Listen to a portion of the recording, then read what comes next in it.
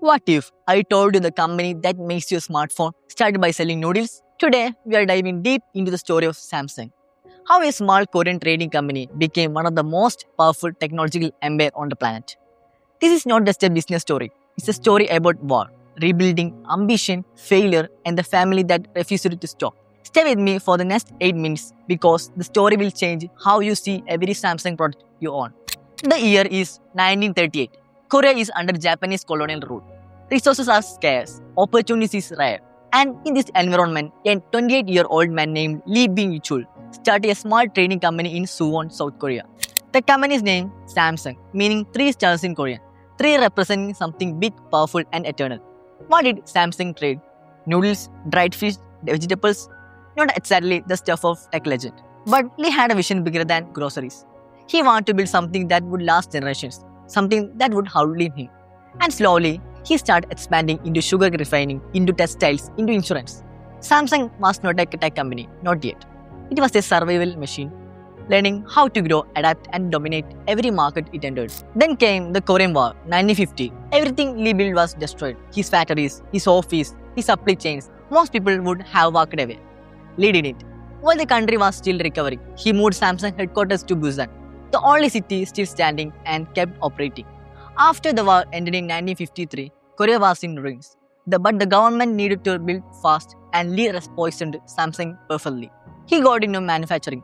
He started producing goods a recovering country desperately needed. Sugar, wool, basic consumer goods. By the late 1950s, Samsung was one of the largest companies in South Korea. This is where the real transformation begins. Because Lee had now learned something crucial. Whoever controls manufacturing controls the economy. And he was about to apply the lesson at a massive scale. Fast forward to 1969. The world is changing. Technologies become the new currency of power. And Lee makes a decision that people around him thought was crazy. Samsung is going to make electronics. They had zero experience, zero technology, zero engineers in the field. But Lee believed that electronics were the future and he was not going to miss it. Samsung Electronics is founded in 1969. Their first product, a black and white television. It was not impressive, it was not revolutionary, but it was a start. Throughout the 1970s, Samsung invested heavily copying, learning, and improving. They partnered with Japanese companies like Sanyo to learn manufacturing techniques. They hired engineers, built factories, made washing machines, refrigerators, televisions. Critics called them cheap copycat brand, and honestly, at this stage, they were right. But Samsung didn't care about repulsion, they cared about capability.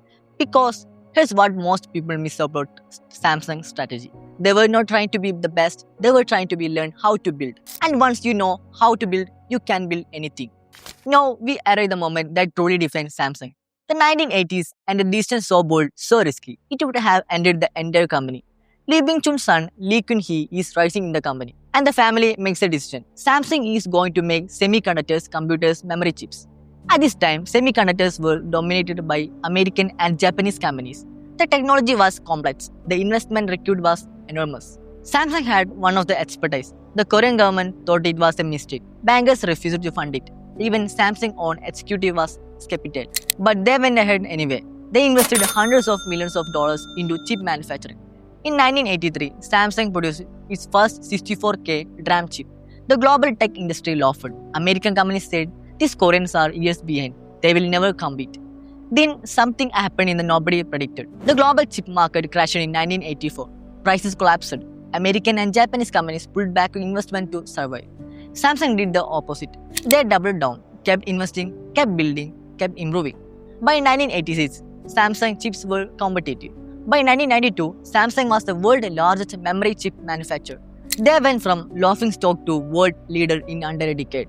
This is Samsung's real superpower. They thrive when others retreat. By the early 1990s, Samsung was a massive, but they had a problem. Their product was a cheap, reliable, but not respected. In America and Europe, Samsung was seen as a budget brand, a step below Sony, a step below Panasonic. Lee Kun-hee, now chairman, knew his hard to change. In 1993, he called his top executive to a meeting in Frankfurt, Germany. And what he tells them shocked everyone in the room. He says, change everything except your wife and children. He then does something extraordinary. He takes Samsung products and Sony products, lays them side by side in a store. Samsung products are dusty, pushed to back, overlooked.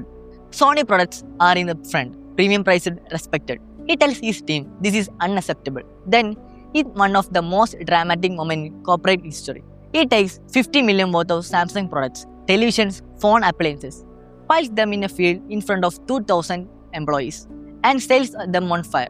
Quality over quantity, never again. This moment, known as the Frankfurt Declaration, completely transferred to Samsung culture. From that day, Samsung became obsessed with quality, with design, with being premium. It was the turning point that made the Samsung you know today possible.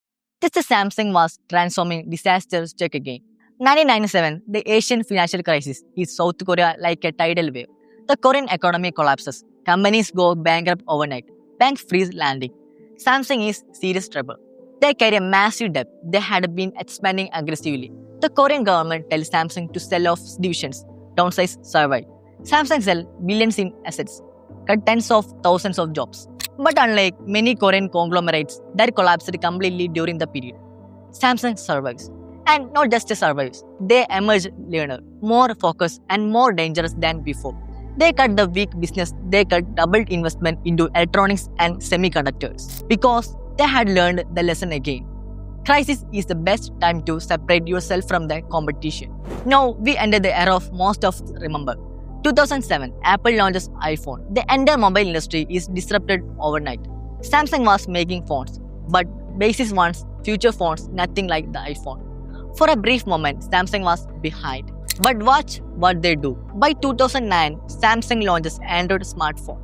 By 2010, the Samsung Galaxy S launches powerful, affordable, open ecosystem. Then the Galaxy S2, S3 Note series. Samsung attacks Apple every front. Bigger screen, most feature, lower price, wider distribution. While Apple controlled the premium market, Samsung owned every other market. By 2012, Samsung was the world's largest smartphone manufacturer. They beat Nokia, they beat Motorola, they beat outsell Apple globally. And they did with a strategy Apple will never use. Flooring every price point, every market. Budget, mid-range, premium, ultra-premium. If you want a smartphone, somewhere in the world, there was a Samsung for you. That's not just a marketing. That's total market domination. So, what can we actually learn from Samsung's 85-year journey? 3 things. Start before you are ready. Samsung started with the Noodles. They had no idea they built chips and smartphone. They just kept moving forward. 2. Crisis is opportunity. Korean War, financial crash, market collapse. Every time the world fell apart, Samsung came out stronger. 3. Obsession with improvement builds talent. Samsung was never the most creative company, but they outworked, out-invested, and out-manufacturing every competitor they faced. From dried fish to the chips inside your phone, Samsung didn't become great by being the best from the start. They became great by refusing to stop. If you found this valuable, subscribe, share this video, and drop in the comments.